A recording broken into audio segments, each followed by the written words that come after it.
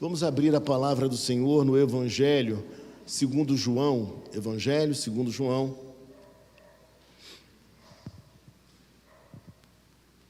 Evangelho segundo João. Capítulo 10, versículos de 1 a 18. Nós leremos da seguinte forma: eu lerei os versos ímpares, os irmãos lerão os versos pares. Quando a palavra do Senhor nos diz assim: em verdade vos digo, o que não entra pela porta no aprisco das ovelhas, mas sobe por outra parte, esse é ladrão e salteador.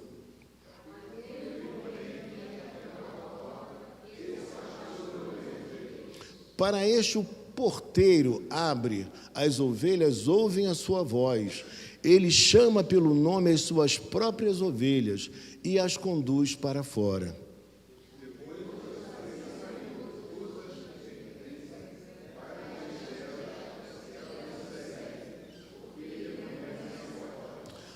Mas de modo nenhum seguirão o estranho, antes fugirão dele, porque não conhecem a voz dos estranhos.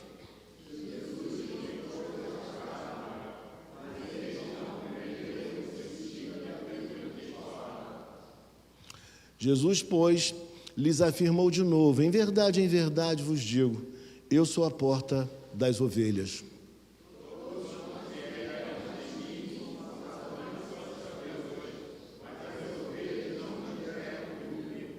Eu sou a porta. Se alguém entrar por mim, será salvo. Entrará e sairá, e achará pastagem.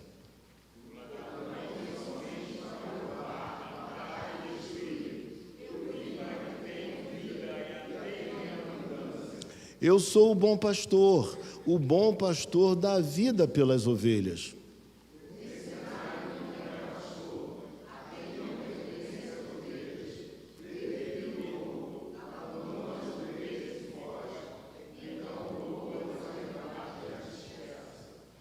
O mercenário foge, porque é mercenário, e não tem cuidado com as ovelhas.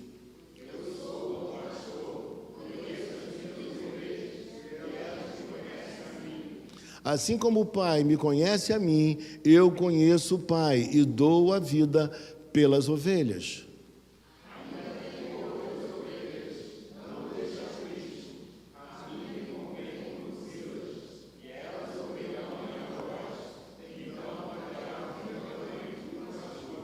Por isso, o Pai me ama, porque eu dou a minha vida para reassumir.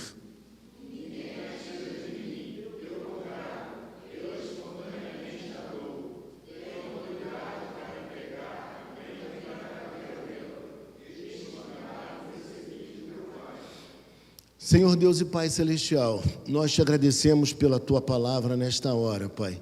E te pedimos, Senhor Deus, que na manhã de hoje o Senhor possa falar ao nosso coração também através da exposição da Tua santa palavra. E que saiamos daqui edificados, firmados. É isso que nós te pedimos e desde já te agradecemos, porque o fazemos em o nome santo do Senhor Jesus Cristo. Amém. Meus irmãos, a expressão pastor, ela, no Antigo Testamento, vocês verificarão que ela também é utilizada para os líderes da nação. Fossem eles líderes políticos ou fossem eles líderes religiosos. Então, por vezes nós lemos alguns textos do Antigo Testamento e podemos incorrer no erro de imaginar que o texto esteja falando sobre pastores. Como eu sou pastor, como Ricardo é pastor, como tantos outros. Mas o texto se refere de forma mais ampla, tanto a líderes nacionais, como também a líderes religiosos. É isso que nós aprendemos. Mas na manhã de hoje, nós estaremos falando a respeito do bom pastor. Eu tenho certeza que você sabe que o único, que o maravilhoso, que o grande pastor, ele tem um nome, e esse nome é Jesus Cristo. Ele é o nosso grande pastor. E esse texto, ele surge justamente em resposta aos líderes religiosos da época. E quando nós olhamos para o texto no seu versículo 1, o texto vai dizer: em verdade vos digo. Quando Jesus utiliza essa expressão, é porque ele vai falar alguma coisa muito importante e que nós devemos prestar muita atenção. E aqui o texto ele fala: o que não entra pela porta no aprisco das ovelhas, mas sobe por outra parte, esse é ladrão e salteador. Primeira coisa que eu destacaria aqui para vocês: o aprisco aqui é justamente a nação de Israel. O aprisco aqui é a nação de Israel, é o povo judeu. É isso que temos que aprender. E a imagem de um aprisco, ou seja, de um curral, de um redil, ou seja, um espaço cercado, no qual havia uma porta. Havia uma porta. E ele diz aqui para nós no versículo 1, que aquele que não entra pela porta do aprisco das ovelhas, mas sobe por outra parte, é ladrão e salteador.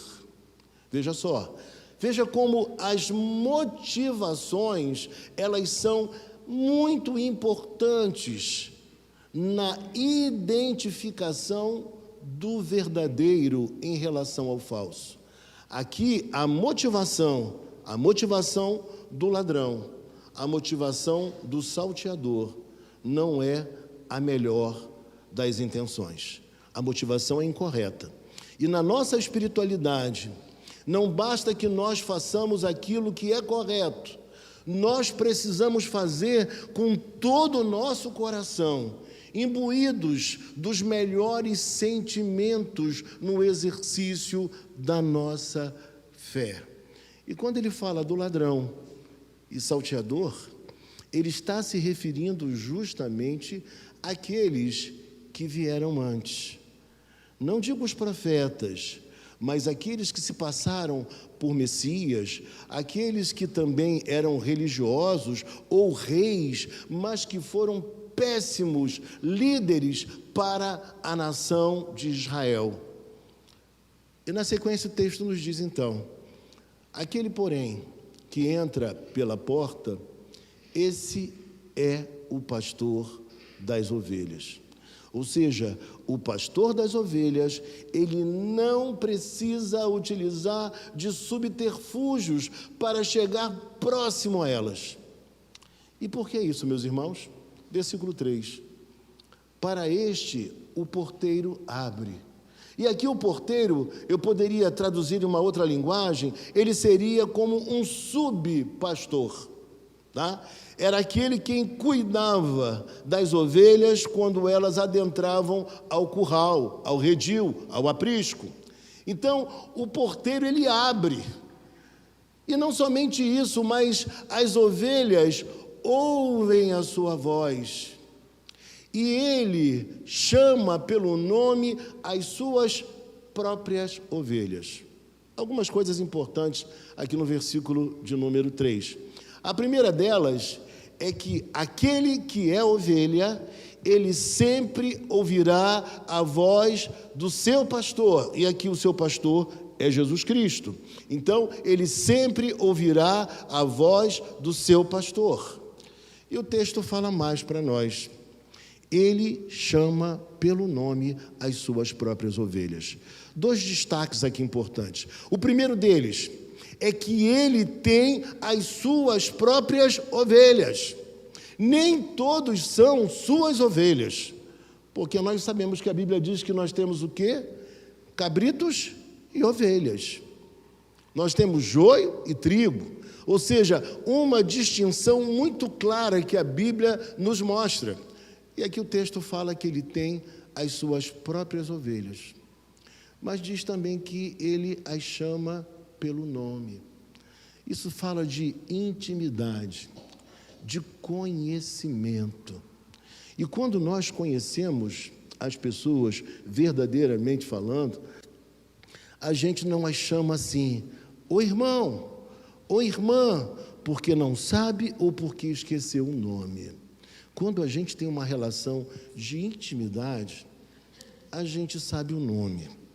E se a gente sabe o nome, é porque a gente conhece além do nome, porque o nome fala da história, o nome fala da vida, o nome fala de quem é a pessoa, das suas alegrias e dos seus dramas, dos seus anseios do coração.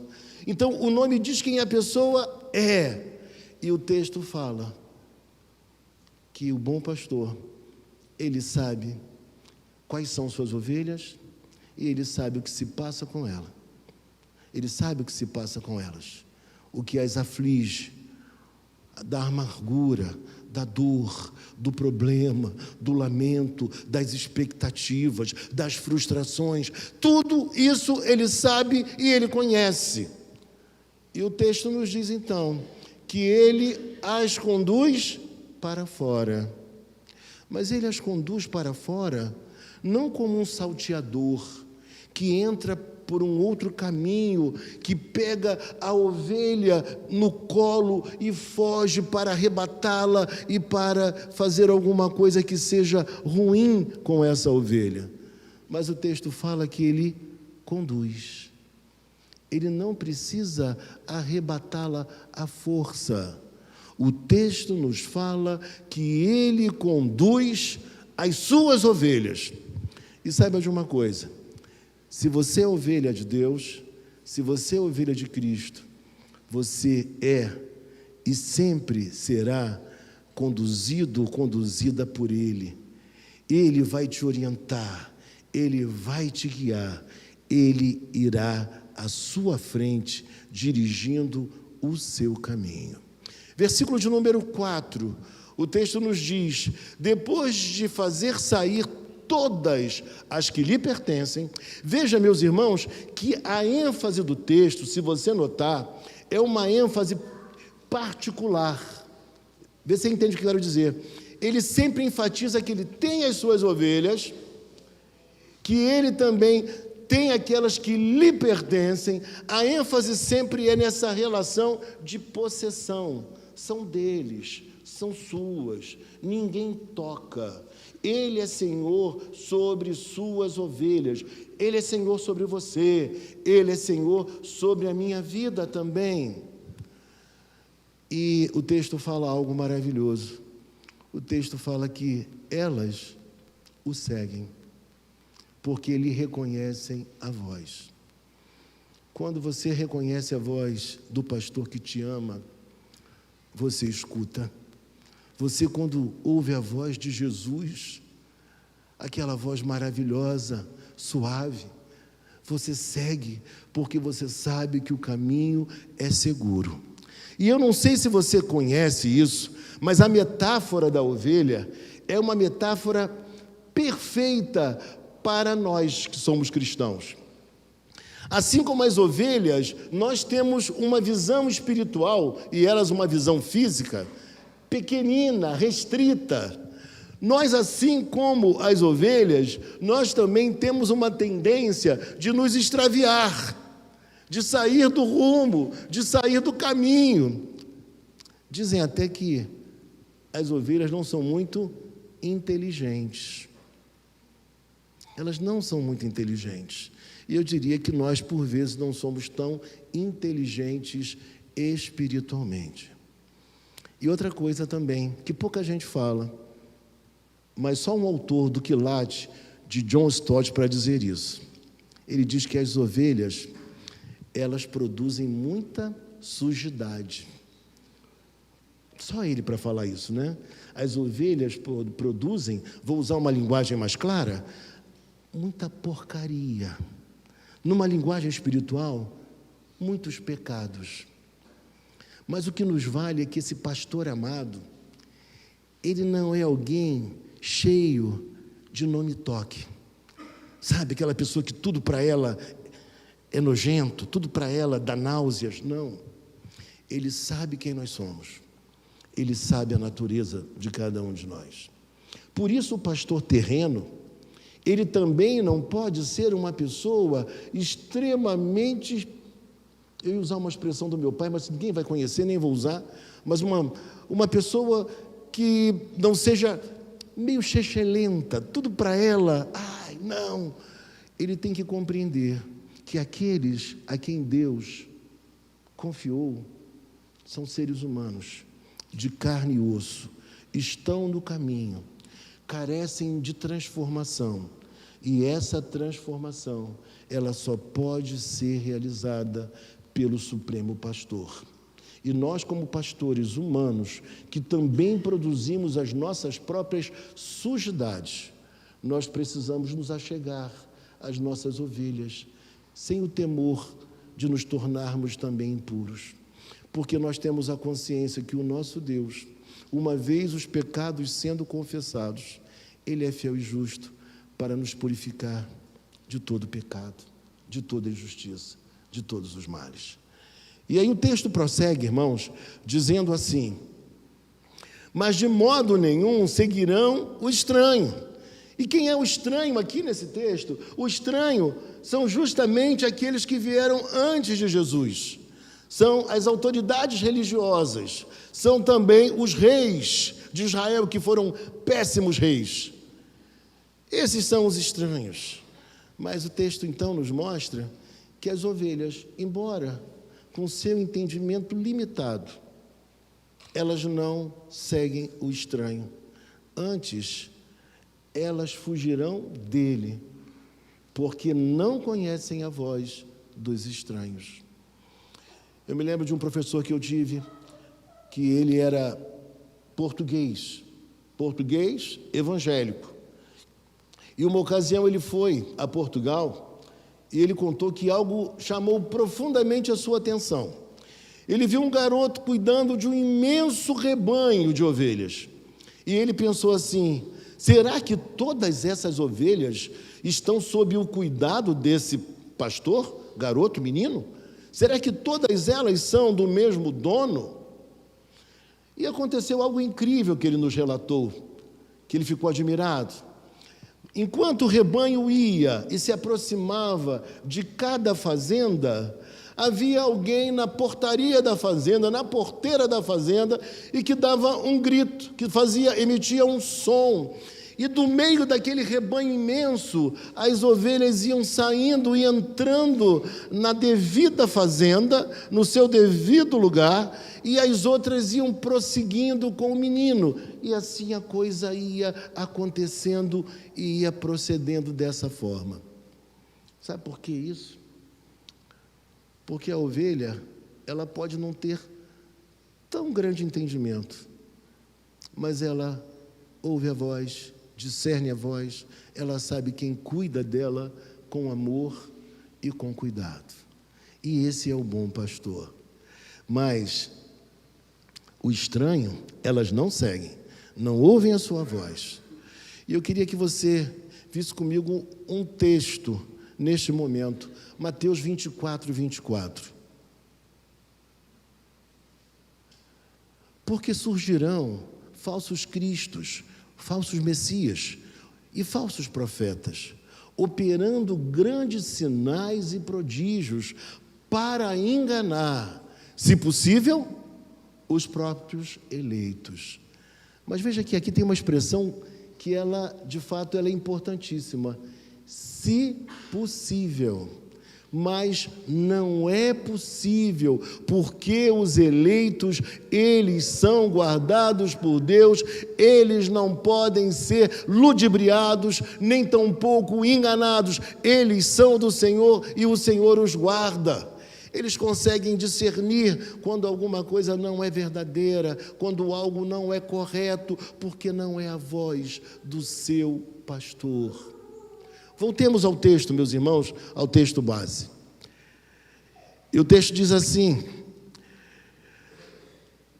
versículo 6, Jesus lhe propôs esta parábola, mas eles não compreenderam o sentido daquilo que lhes falava. Algo muito comum de acontecer nas parábolas, nos enigmas que por vezes Jesus contava.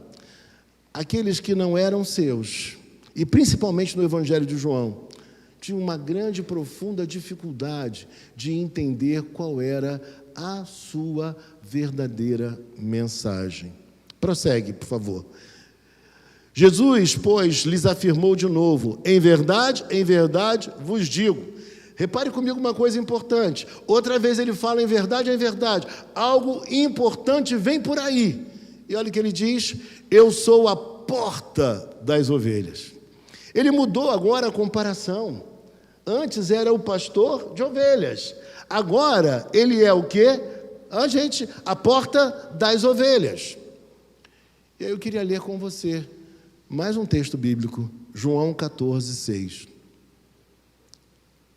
João 14:6. Respondeu-lhe Jesus: eu sou o caminho, e a verdade, e a vida. Ninguém vem ao Pai, senão por mim.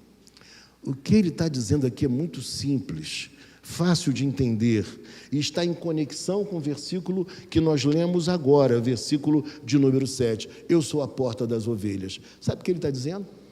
Que ele é o meio, que ele é o caminho, que é através dele que nós chegamos ao Pai, é através dele que nós somos salvos. Não existe um outro caminho, não existe nenhuma outra forma, é só através de Jesus Cristo que nós somos salvos, seremos salvos. E por que eu falo somos salvos e seremos salvos? Porque nós já somos salvos, mas essa salvação, ela ganhará concretude na volta do nosso Senhor e Redentor Jesus Cristo, quando Ele inaugurar um novo céu e uma nova terra. Voltemos ao texto base, irmãos. Então, Ele agora é a porta das ovelhas. Versículo 8. Todos quanto vieram antes de mim são ladrões e salteadores. Quem são esses que vieram antes? São os falsos profetas, são os falsos ensinadores, são os maus governantes de Israel. Mas as ovelhas não lhes deram ouvidos. As ovelhas não ouviram a esses. E aí posso tirar uma conclusão aqui.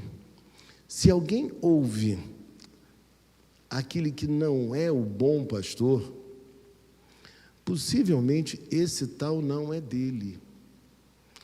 Porque se fosse dele, não se daria ao luxo de deixar de seguir ao Senhor verdadeiro para seguir as vozes desconhecidas, mas ouviria a voz verdadeira do Supremo Pastor.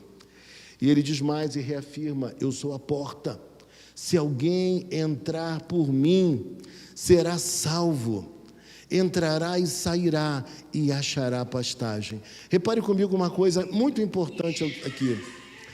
Ele diz que aqueles que são dele, aqueles que pertencem a ele, esses são salvos. E quem é salvo, meu amado irmão, minha amada irmã, ele não poderá jamais se perder. Ele poderá durante algum tempo se extraviar. Ele poderá, em algum momento, viver a vida como o ímpio vive. Já viu gente assim? Que você fala: meu Deus, é crente. Eu sei que essa pessoa é crente. Ela é de Deus, meu Pai. Mas como é que ela está vivendo desse jeito, dessa forma? Tomando essas decisões? Por que essa pessoa age assim? Eu sei que ela é cristã, que ela é de Deus. E o tempo passa. E para provar que ela é de Deus, ela retorna. Ela volta para o aprisco, porque ela sabe onde é a sua casa. Ela sabe onde encontrará os braços amorosos desse Deus revelado na pessoa bendita de Jesus Cristo. Ela volta para casa. E eu digo para você uma coisa: não há nada tão bom como voltar para casa. As poucas vezes que eu pude sair e viajar, eu fiquei encantado com alguns lugares que eu fui. Lugares belíssimos, lugares lindíssimos. Mas, meus irmãos, eu confesso a vocês, depois de alguns dias, eu estava querendo voltar para casa. Eu queria voltar para Niterói.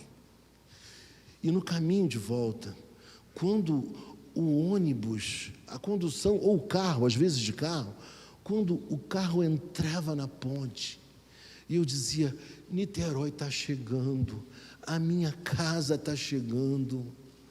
E eu digo para você nesta manhã, é esse Deus maravilhoso, revelado em Jesus Cristo, que nos traz de volta ao lar, à nossa casa, aquele lugar que a gente se sente acolhido, seja ele suntuoso ou seja ele um lugar humilde, mas ele é a minha casa, ele é a sua casa e a gente se sente bem ali.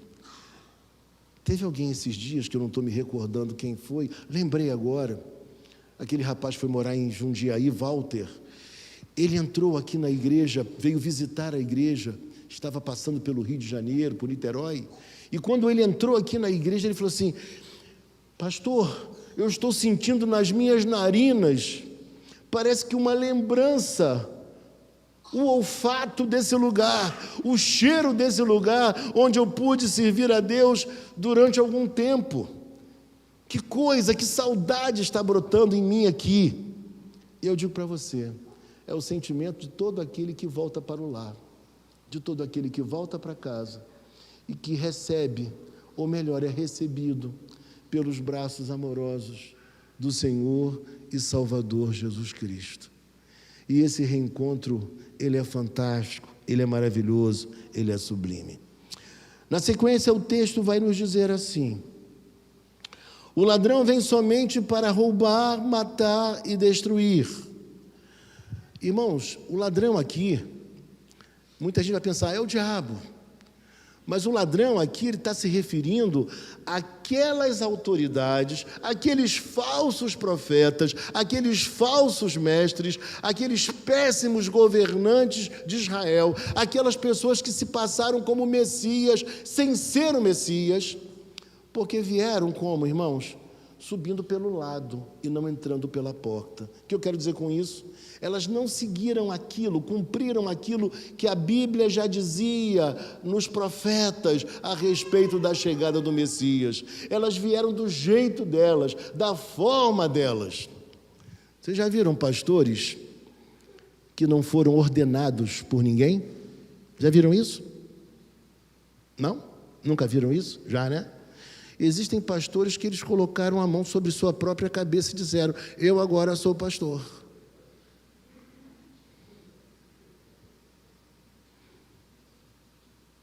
Eu agora sou pastor. Mas o verdadeiro pastor, ele é reconhecido pela igreja e ele é ordenado pelo presbitério. Esse é o verdadeiro pastor. Então, ele nos diz aqui que o ladrão, ou seja, aqueles falsos mestres, eles vieram apenas para roubar, matar e destruir. E, em contraposição, eu vim para que tenham vida, e vida em abundância. O que isso quer dizer para nós?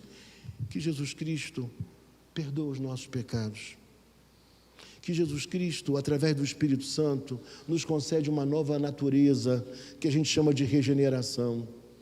Jesus Cristo, quando Ele adentra a nossa vida, Ele gera dentro de nós nobres e verdadeiros e maravilhosos sentimentos, sentimentos nobres, sentimentos dignos, sentimentos extraordinários, que até então eles não eram comuns na nossa vida. Ele veio para que nós tivéssemos vida, porque Ele é o único que pode nos dar a vida eterna. Ele é o único que pode dar vida verdadeira a cada um de nós. Eu não me esqueço, e por vezes repito, uma frase maravilhosa que diz assim: eu não tenho medo que a minha vida termine, mas eu tenho medo que ela nunca comece. Mas quando nós estamos em Cristo, a nossa vida já começou, porque nós temos vida em abundância. Ele não retira de nós aquilo que é bom, aquilo que já está em nós e que é bom, mas Ele nos transforma nos trazendo aquilo que nós ainda não possuímos, aquilo que nós ainda não temos. Então, não tenha medo, porque quando você se abre para Jesus, Ele enriquece sua vida. E eu não estou falando de bens materiais, mas Ele enriquece a sua vida em termos de perspectiva, de razão de ser, de existir. É isso que Ele faz conosco. A vida agora tem um sentido, tem uma razão de ser. Olhando para a Bíblia, meus irmãos, o texto fala, o mercenário que não é pastor. Veja que o texto está explicando. O mercenário é aquele que luta por dinheiro. O dinheiro é o foco principal. Ele entra nas guerras porque ele quer recursos, ele quer dinheiro. É aquele que lança da violência para obter aquilo que ele tanto deseja. Mas ele não deseja coisas mais nobres, coisas mais profundas. Ele quer apenas o dinheiro. Os nobres sentimentos, as boas motivações, as nobres intenções passam longe do mercenário. E aí o texto diz para nós assim, que esse que é mercenário, que não é pastor, a quem não pertencem as ovelhas, olha que coisa, vê vir o lobo, abandona as ovelhas e foge. Então o lobo as arrebata e dispersa. Esse é o papel daquele que não é verdadeiramente o quê? Pastor. Ele não tem um compromisso real e verdadeiro com as suas ovelhas. Ele não cuida delas devidamente. Eles estão mais interessados na sua lã, na sua carne, no seu leite, e não na pessoa, pela pessoa. Por isso, na manhã de hoje, quando nós reconhecemos aqui a vida tão preciosa do nosso irmão presbítero Assir, eu fiz questão de dizer que não era só pelas aulas, mas era pela sua vida, pela sua pessoa, que nós conhecemos bem de perto. E isso é maravilhoso de frisar. Olhando para o texto bíblico, então, meus irmãos, caminhando para o final, o texto vai nos dizer assim, então, veja comigo, versículo 14, eu sou o bom pastor. Agora a comparação volta para o pastor. Antes era o pastor, depois passou a porta das ovelhas, agora voltou ao pastor. Eu sou o bom pastor, conheço as minhas ovelhas e elas me conhecem a mim. O que ele quer dizer agora para nós aqui? Esse conhecimento que ele está dizendo, irmão, preste atenção nisso. Não é apenas o conhecimento de saber que o outro existe, tá? Existem pessoas que você sabe que elas existem. Se eu perguntasse a você, você conhece tal político? Você ia dizer, claro que eu conheço. Eu assisto telejornal, eu vejo pela internet, eu sei quem é esse político. Mas eu diria, você já andou com ele? Você já comeu com ele? Você sabe como é que é o seu coração? A sua vida de perto? Você vai me dizer o quê? Não cheguemos a tanto, mas eu sei que ele existe. Mas aqui o texto fala de um conhecimento que é um conhecimento íntimo, uma relação profunda. O texto está dizendo que esse bom pastor, esse pastor de ovelhas, ele sabe exatamente quem você é e como você é. E se ele conhece você na inteireza, você não precisará interpretar papéis.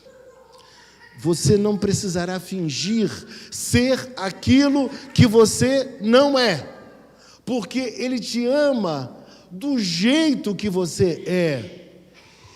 Você não precisa fingir nem tampouco encenar alguma coisa, porque Ele sabe da sua realidade. Ele sabe da sua realidade de uma tal forma que você não precisa contar, que você não precisa dizer, porque antes dos tempos eternos, Ele te escolheu. assim como ele adentra o aprisco e sabe quais são as suas ovelhas. Ele sabe quem são os seus eleitos. Então você não precisa dizer para ele quem você é, nem tampouco como você está na manhã de hoje, porque ele sabe a sua realidade, o que se passa em seu coração. E aí o texto prossegue então dizendo que conheço as minhas ovelhas. Assim como o Pai me conhece a mim, eu conheço o Pai e dou a minha vida pelas minhas ovelhas. Irmãos, aqui pode parecer uma coisa boba, mas eu queria que você prestasse atenção, porque aqui tem um conteúdo bíblico teológico nesse versículo, tá? No versículo de número 15. Dou a vida pelas minhas. Ele não dá a vida por todo mundo.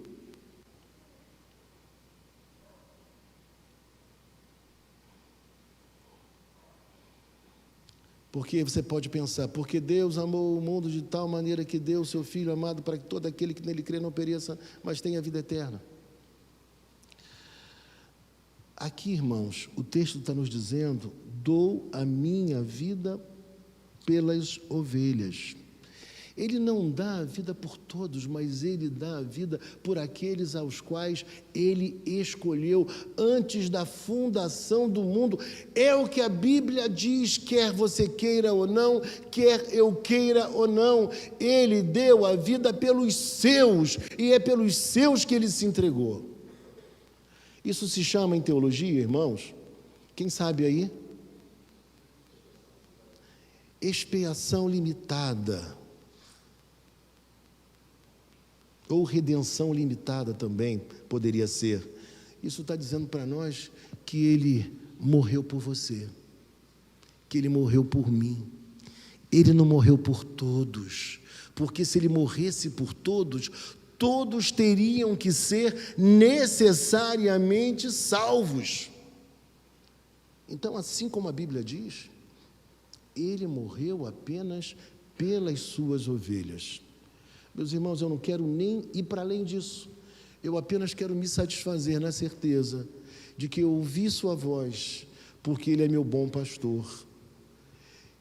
Que eu sou ovelha dele, e por isso ele morreu por mim, e morreu por tantos outros que também são suas ovelhas. E se você é ovelha dele, você pode estar tranquilo, porque você irá ser mantido e sustentado até o final.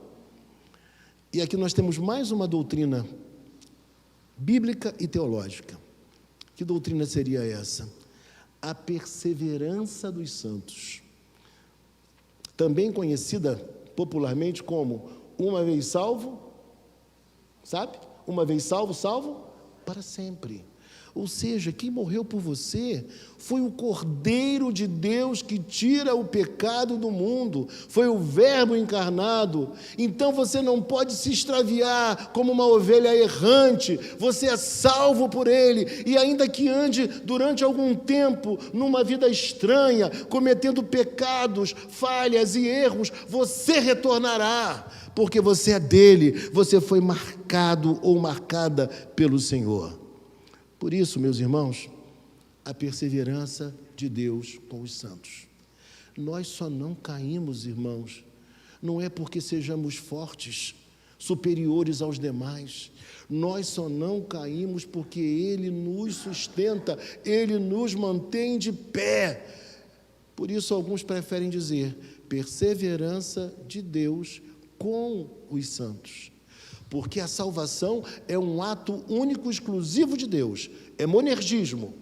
Mas depois da salvação existe uma sinergia, uma cooperação. Então nós cooperamos com Deus, mas é Deus quem nos sustenta. Ele está junto conosco. E tudo de bom que nós fazemos porque Ele está conosco. Ainda tenho outras ovelhas, versículo 16, ainda tenho outras ovelhas, não deste aprisco. Olha que coisa fácil de entender, mas que muita gente deturpa. Você já ouviu essa expressão sendo usada por outras religiões? Já ouviu? Já ou não? Ainda tenho outras ovelhas? Eu já vi pessoas de outras religiões usando esse verso. Mas eu queria explicar para vocês o que ele está dizendo aqui.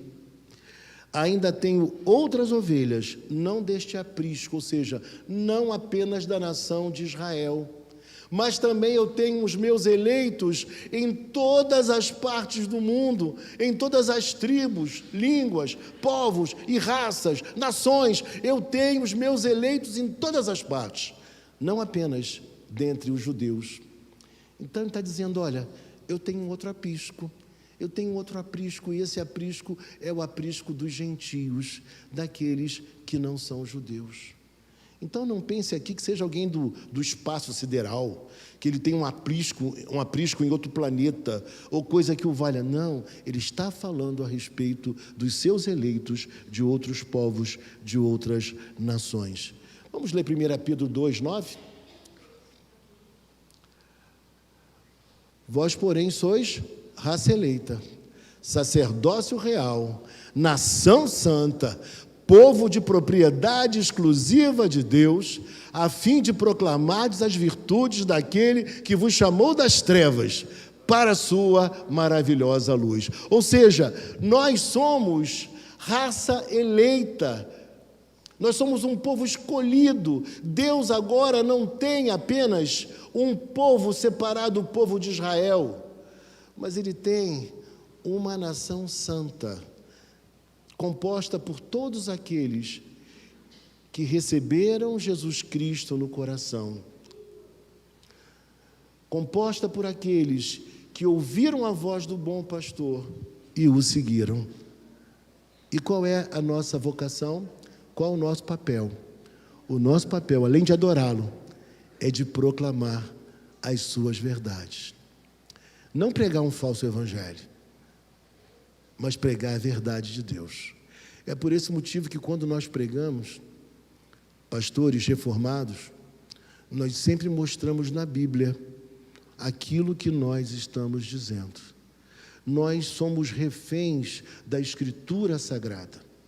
Nós não estamos aqui para pregar a nossa palavra, mas para pregar a palavra do nosso Deus. Ainda tenho outras ovelhas, não deste aprisco. A mim me convém conduzi-las. Veja, conduzir. Ele vai à frente, ele vai guiando. Era assim o pastor no Oriente Médio. E o texto diz, veja comigo o verso 16. Elas ouvirão a minha voz. Então haverá um rebanho e um pastor. Chegará um momento em que o Senhor Deus, em Jesus Cristo, Ele há de reunir os seus eleitos dentre os judeus e também os seus eleitos dentre todos os povos da face da terra. As suas ovelhas serão reunidas em um só rebanho. Agora não mais um aprisco, não apenas um aprisco, mas agora o que? Um rebanho. Haverá um rebanho e um único pastor. Por isso o Pai me ama, porque eu dou a minha vida para reassumir. É difícil entender isso aqui? Não. Ele está dizendo que ninguém tirou a sua vida. Ele a deu espontaneamente por amor de nós. Mas ele diz mais. Ele diz que vai reassumi-la. Isso aponta para quê, irmãos? Para a sua ressurreição. Ele é Senhor sobre a morte. Então Ele se dá por nós, Ele morre por nós. Isso é maravilhoso dizer. Ele não apenas passa por perigos como os pastores humanos passam ainda hoje em vários lugares do mundo, mas Ele dá a sua própria vida. Porque no exercício do trabalho pastoral, do pastor de ovelhas mesmo, literalmente falando, eles corriam riscos. Mas ele apenas não corria risco, ele fez mais. Ele entregou a própria vida por você e por mim. Mas só que a morte não o deteve. Ele diz que ele reassumiria, ou seja, ele ressuscitaria. Querido e querida, Talvez um dos maiores medos que o ser humano possui seja o medo de morrer. Mas nós temos a convicção bíblica de que Ele ressuscitou. E se Ele ressuscitou, nós ressuscitaremos com Ele. Que coisa boa é saber que Ele nos deu vida nova, que Ele nos deu a possibilidade de escrever agora um novo caminho, uma nova história. A partir do momento que Ele adentrou a nossa vida, tudo se fez novo. Segundo aos Coríntios 5,17, se alguém está em Cristo, nova criatura é. As coisas velhas se passaram, eis que tudo se fez novo. Quando Ele adentra a nossa vida, nós temos agora um novo começo, uma nova história a ser contada. Nós podemos reescrever de forma diferente aquilo que nós vivemos até aqui, porque Ele é poderoso para transformar a nossa existência, para transformar a nossa história. E Ele reafirma no versículo 18, ninguém a tira de mim, pelo contrário, eu espontaneamente a dou. Tenho autoridade para entregar e também para reavê-la. Mais uma vez, Ele reafirma a sua ressurreição. Este mandato recebi de meu Pai. E aqui tem uma coisa linda, finalizando. Havia total harmonia entre pai e filho. O pai e o filho são um, não é? Então ele está dizendo que ele se colocou à disposição de cumprir a vontade do Pai. Não há uma ação independente. E um dos nossos grandes erros como seres humanos, como cristãos, como ovelhas, é quando nós buscamos o caminho da independência. Nós achamos que nós já somos muito maduros, muito capazes, inteligentes, preparados, estudados, com vários cursos, com muito conhecimento, como submeter a minha vida a uma religião, como alguns dizem, como submeter a minha vida a um homem falho, pecador, que não tem talvez a instrução que eu possuo. Como? E a gente acredita que a gente pode gerir sozinho a nossa vida. Quando o próprio Filho de Deus, Ele nos ensina nesta passagem, que Ele veio cumprir a vontade de Deus, a vontade do Pai. Esse é o caminho que nós devemos seguir. É o caminho do amor, o caminho da entrega, mas o caminho também da dependência. Como é bom quando nós entendemos que não somos o máximo, que somos falhos e que por mais que tenhamos estudado, por mais que a nossa conta bancária esteja elevadíssima, nós ainda assim precisamos de orientação dos céus e nós precisamos também da orientação da terra, porque existem pessoas colocadas por Deus, irmãos e irmãs, para nos ajudarem nesse processo, nessa peregrinação, até aquele momento final, onde nós definitivamente estaremos com Ele, em um só aprisco, em um só rebanho. Vamos ficar de pé e orar?